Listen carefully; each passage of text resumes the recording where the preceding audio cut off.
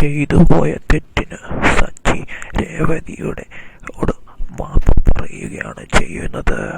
അതെ, രേവതിയോട് ക്ഷമ ചോദിക്കുന്നു സച്ചി. രേവതിക്ക് നേരെ പൊട്ടിത്തെറിച്ചതിനും അതുപോലെ തന്നെ ഗജാനന്ദന്റെ കാര്യം രേവതി എന്തുകൊണ്ടും മറച്ചു വച്ചു എന്നുള്ള സത്യം സച്ചി പൂർണ്ണമായി മനസ്സിലാക്കുമ്പോൾ ചെയ്തു പോയതിനും പൊട്ടിത്തെറിച്ചതിനും രേവതി അടിക്കാൻ ഒരുങ്ങിയതിനുമെല്ലാം കാലം പിടിച്ച് ക്ഷമ ചോദിക്കുകയാണ് സച്ചി. രേവതി അത് പൊറുക്കുന്നു.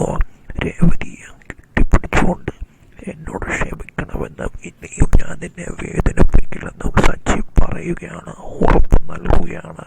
ചെയ്തു പോയ അതിക്രമങ്ങൾക്കും നിന്നോട് പൊട്ടിത്തെറിച്ചതിനും നിന്റെ വീട്ടുകാരെ പറഞ്ഞതിനും ഞാൻ ക്ഷമ ചോദിക്കുന്നു. എന്തായാലും അധികം വൈകാതെ തന്നെ ഇത് സംഭവിക്കുകയാണ്.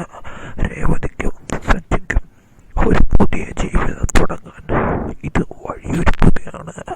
രേവതിയെ കെട്ടിപ്പിടിച്ചുകൊണ്ട് സച്ചി കരയുകയും രേവതിയുടെ നെറ്റിയിലും കവിളിലും ഉമ്മ കൊടുക്കുകയുമാണ് ചെയ്യുന്നത്.